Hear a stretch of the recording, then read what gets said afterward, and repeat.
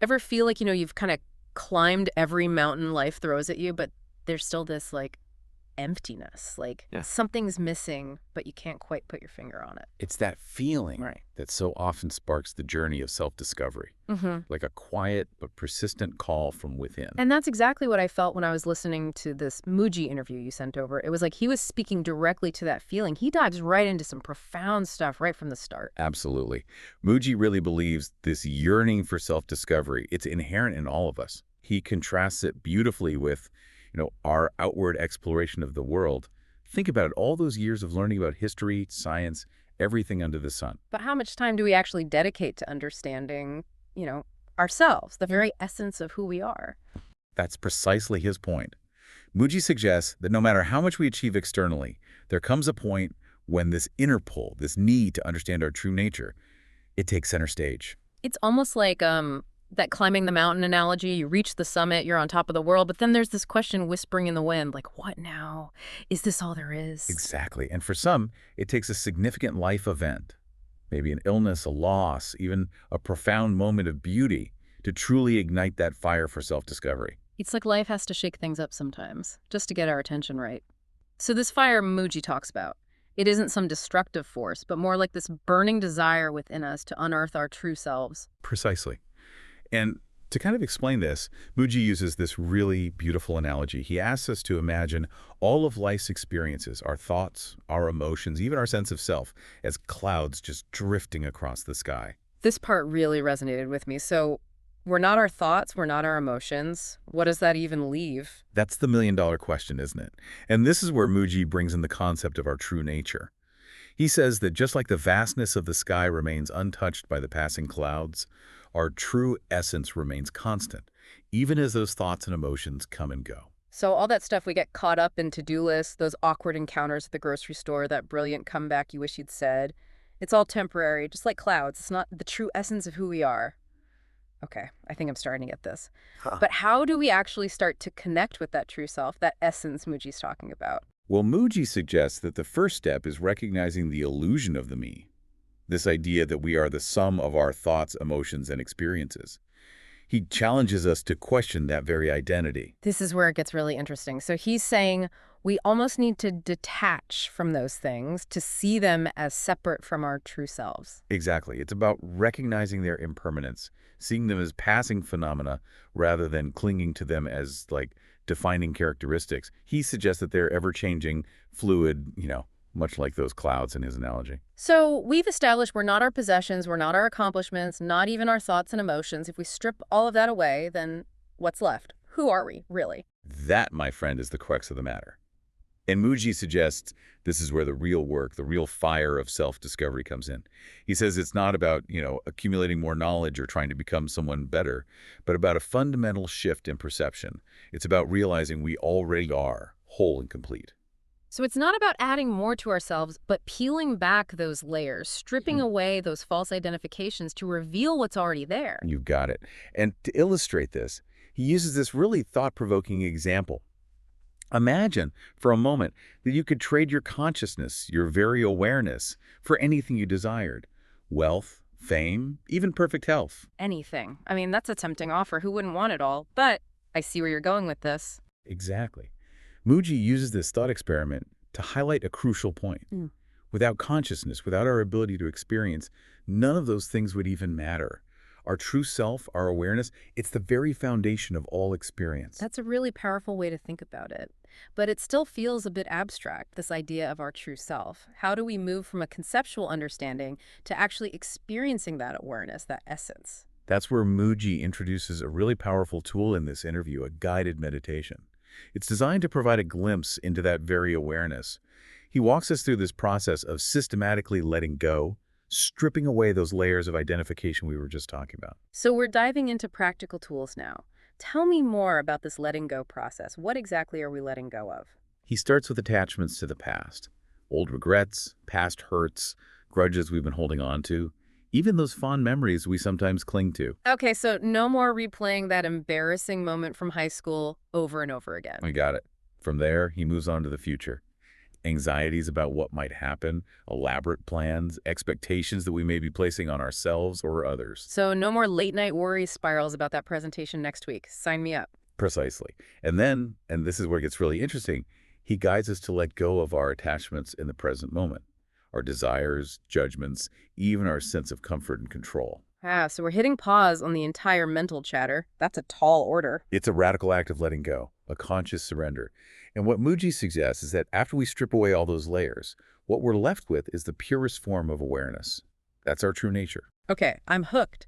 But I have to ask, what's it actually like? What happens when we reach that state of pure awareness? That's the beautiful mystery of it all, isn't it? Mooji doesn't try to define it for us because it's beyond words and concepts. It's something to be experienced. But he does guide us with a series of incredibly powerful questions about this awareness. Oh, I love a good question. Hit me. He asks, does this awareness have a shape or a color? Can it be sick or die? Does it have a beginning or an end? Those are such simple yet profound questions. And the answer to all of them is a resounding no. It's like he's guiding us to recognize something that is beyond our usual ways of thinking and perceiving. That's exactly it. And those no's, as simple as they seem, they point to the unchanging internal nature of our true selves, that which lies beyond the temporary fluctuations of our minds and bodies. I'm starting to see why you called this interview a goldmine. It's so simple, yet incredibly powerful. What I'm taking away from this is that it's not about achieving some permanent state of bliss, but rather about becoming familiar with this ever-present awareness, this sense of being that's always there beneath the surface. Would you say that's accurate? You absolutely nailed it. And the best part is, he encourages us to revisit this guided exercise and these questions repeatedly. It's not a one-and-done deal, right? It's like building a muscle. The more we exercise it, the stronger it gets. Precisely.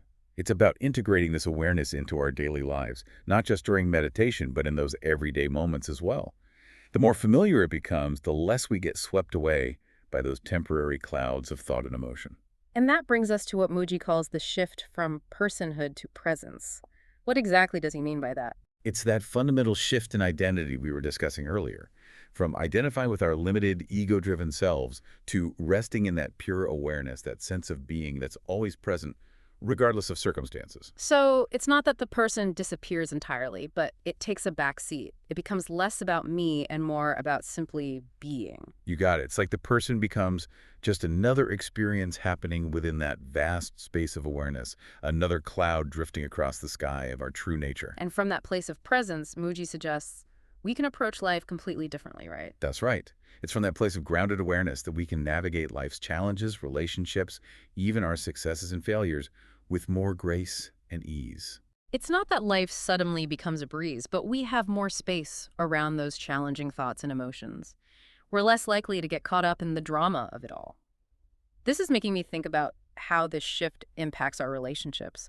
It's not like we become emotionless robots, right? Not at all. In fact, Mooji suggests it allows us to experience deeper, more authentic connections with others. Because we're no longer trying to get something from them or change them to fit our expectations. We're meeting them from that place of pure awareness. Exactly. He uses the word intimacy to describe this shift in relating, not just in romantic relationships, but in all our interactions. So it's like we're seeing people more clearly with more compassion because we're not so caught up in our own stuff. We're present with them in a deeper way. It's about recognizing that same awareness, that same spark of divinity in others. It's a beautiful way of being in the world, more present, more connected, and ultimately more free. Speaking of freedom, Mooji had some really interesting things to say about how our experience of freedom, both internally and externally, transforms when we tap into this place of pure awareness. It's not just about being able to do whatever we want, is it? That's right. He actually challenges the common notion of freedom as being about having no rules, no limits, just pure indulgence. Which, as he points out, often leads to more suffering, not less. Exactly. True freedom, Mooji suggests, is about freedom from something from the grip of the ego, from the constant need for validation and control. So it's not about being free to indulge every desire, but about being free from the tyranny of those desires. That's a powerful distinction. And he's not saying we have to repress our desires or, live like monks. It's about observing them with that detached awareness we've been discussing. We can then make choices that are more aligned with our true selves rather than being ruled by our impulses. So we're not giving up on pleasure or enjoyment, but we're approaching them from a place of wisdom and awareness. Precisely. Mooji actually uses a very insightful example to illustrate this, the difference between curiosity and desperation. Okay, color me curious. Tell me more. He says, when you are curious, you learn. When you are desperate, you discover. Now, at first glance, those might seem similar, but the energy behind them is completely different. Yeah, they both lead to some kind of revelation, but in very different ways. Exactly. Curiosity, he suggests, is open, exploratory, even playful. There's a sense of lightness and joy in the discovery. Desperation, on the other hand, often comes from a place of lack, fear, or a need to fill a void. It can lead to unhealthy attachments and ultimately more suffering. That makes a lot of sense. It's like if we're constantly seeking validation or fulfillment from external sources, we're coming from that place of desperation. We're looking outside of ourselves for something that can only be found within. That's it precisely. And that brings us back to the importance of cultivating that inner connection, that awareness of our true selves. Because it's from that place of wholeness that we can approach life and all its experiences from a place of curiosity and joy, rather than desperation or fear. It's about recognizing that we are already complete, that we don't need anything outside of ourselves to make us whole. And from that place of wholeness, from that connection with our true selves, we can experience true freedom, the freedom to be ourselves fully and authentically, without needing to prove anything or be anyone other than who we truly are. Beautifully put. That's the essence of Mooji's message and the beauty of this journey of self-discovery. It's about remembering who we truly are, not becoming something we're not. And that journey, that process of remembering, is what we'll be diving deeper into in the next part of our deep dive. So we've established that this journey of self-discovery is all about peeling back the layers to reveal that true self that's always been there. Right. And that can bring up a lot of questions around, fulfillment and happiness. What does it really mean to live a fulfilling life? It's a question that's been pondered for centuries, and I think Mooji offers a really refreshing perspective on it. He does. He shares this really poignant anecdote about a friend whose father was incredibly wealthy. This father had dedicated his life to amassing this fortune, often at the expense of, his own well-being. It's a classic tale. The age-old saying, health is wealth, comes to mind. Exactly. But here's where the story takes a turn. When the father became ill, all his wealth couldn't buy back his health. That's when the friend realized that true wealth, true fulfillment, it can't be found in things that are, impermanent. It's a tough lesson to learn, but often those are the ones that stick with us, right? You don't truly appreciate something until it's gone. And it highlights this really crucial point that kind of resonates throughout all of Mooji's teachings. Yeah. True wealth. It lies in cultivating a connection with that which is eternal. Our true selves, that awareness that's always present, no matter what life throws our way. So we don't have to become ascetics and renounce all our worldly possessions. It's more about shifting our perspective on what truly matters. Exactly. It's about finding that balance between, enjoying the gifts of this world without being attached to them. It's about that inner peace and contentment that isn't dependent on external circumstances. Easier said than done, right? How do we even begin to cultivate that kind of detachment? It is a lifelong practice for sure. But Mooji emphasizes that even a small taste of that inner peace, that connection with our true nature, it can make a world of difference. It's like catching a glimpse of sunshine peeking through the clouds. It reminds us that the sun is always shining, even when we can't see it. And it gives us hope, right? That even amidst challenges and uncertainty, there's this deeper peace available to us if we're just willing to look within. That's a beautiful thought to hold on to. And speaking of looking within, I'm curious about how this journey of self-discovery actually unfolds.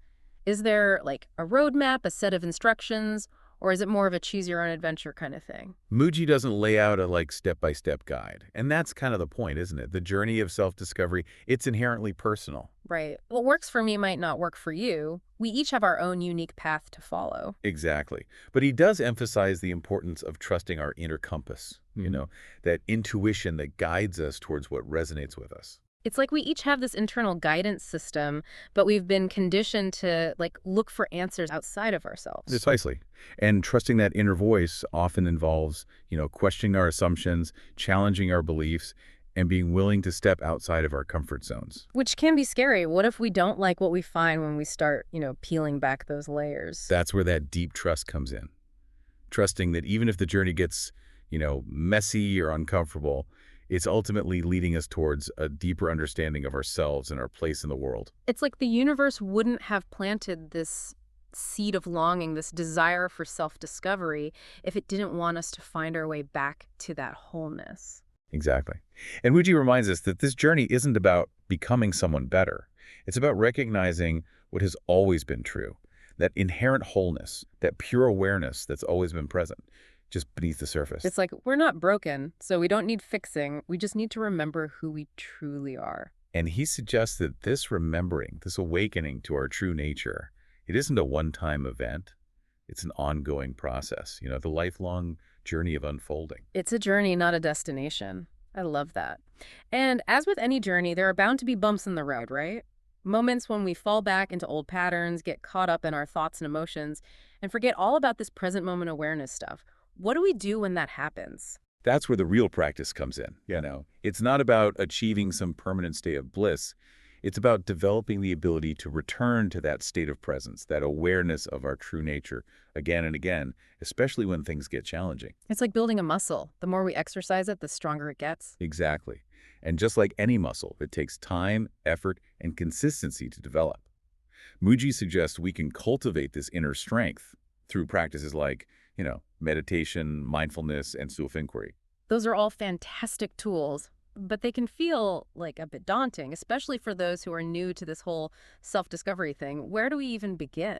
Mooji emphasizes that the first step is simply becoming aware of that inner longing, that desire for something more than what, the material world can offer. It's about acknowledging that there's a part of us that's like thirsty for something deeper, more meaningful. Precisely.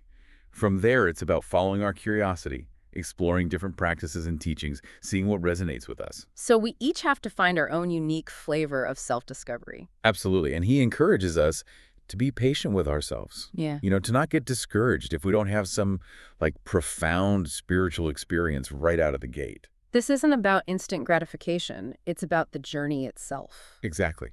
And sometimes the most profound insights come when we least expect them. There's a certain beauty in that surrender, isn't there? Trusting that the path will reveal itself one step at a time. Absolutely. Right. And as we surrender to the process, we start to experience a different kind of joy, a joy that's not dependent on, external circumstances.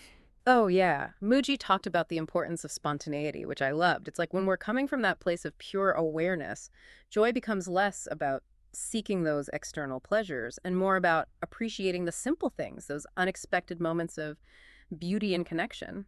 He suggests that when we let go of our need to control everything, when we loosen our grip on how we think things should be, that's when we open ourselves up to a world of joy that we never could have planned or predicted. It's like we're no longer dependent on things outside of ourselves to make us happy. We're tapping into that wellspring of joy that's already within us. Exactly. We realize that joy is not something we have to earn or chase after. It's our natural state, our birthright. That's such a liberating thought. So we're not striving for some future state of happiness. We're realizing that happiness is available to us right here, right now, if we're just willing to open to it. Precisely. And that brings us back to the theme of presence, the importance of cultivating the ability to be fully present in each moment, without judgment or resistance. But because it's in those moments of presence, those moments when we're not lost in thought or consumed by worry, that we're truly able to experience the fullness of life, including the joy that's always there, bubbling beneath the surface. Beautifully said. And that joy, that sense of aliveness, is what Mooji emphasizes as a hallmark of this journey of self-discovery. It's like we're rediscovering that, childlike wonder and delight in the simple things, but with the wisdom and perspective of adulthood. Exactly. And that actually connects to another point that Mooji brings up, the relationship between creativity and self-discovery. That really resonated with me, too. It's something I've personally struggled with, that fear of, putting my work out there, that need for validation and approval. It's so common, isn't it? We put these expectations on ourselves and our creativity, and it can really stifle the flow. Absolutely. So what does Mooji suggest? He talks about how our creative expression can become more authentic and joyful when we're coming from that place of pure awareness. It's not about trying to create something good or worthy of praise, but about expressing ourselves from a place of inner truth. So it's about letting go of those expectations, those self-imposed limitations, and allowing our creativity to flow freely and spontaneously. Precisely. And he even goes so far as to say that In a way, all of life is a creative act. Our thoughts, our words, our actions, they're all shaping the reality we experience. Wow. I never thought about it like that before. It's a powerful shift in perspective, isn't it? It suggests that when we connect with that inner source of creativity, we tap into something much greater than ourselves. We become like co-creators with the universe. Exactly. And that can be a really empowering realization to know that we have the power to shape our own reality. Not through like force or control, but through aligning ourselves with that creative energy that flows through all of us. That's such a beautiful thought to end on. We've covered a lot of ground here, from the challenges of self-doubt and the allure of external validation to the transformative power of presence and the joy of spontaneous living. Is there anything else you want to highlight from this interview before we move on? There's one thing I kind of wanted to touch on before we wrap up. I'm all ears. Throughout this whole interview, I was really struck by how Mooji emphasizes the importance of, finding support on this journey. It's not something we have to do entirely on our own, is it? Absolutely not. He actually talked about how valuable it was for him to connect with other seekers, both those who were further along on the path and those who were, just starting out. It's like we're all in this together, each navigating our own, unique journeys, but with a shared destination in mind. That's beautifully put. And he made a point of saying that these teachers and mentors, they can show up in the most unexpected ways. It reminds me of that saying, when the student is ready, the teacher appears. Exactly. He encourages us to be open to receiving guidance and support from all sources. You never know where that next nugget of wisdom might come from. It could be a friend, a family member, that stranger you meet on a plane, or even a challenging experience that kind of pushes us to grow. The key is to cultivate that openness, that willingness to see the lessons in everything. And speaking of lessons, one thing that really resonated with me was Mooji's like unshakable faith in something greater than himself, even though he doesn't subscribe to any particular religion or, dogma. Yes.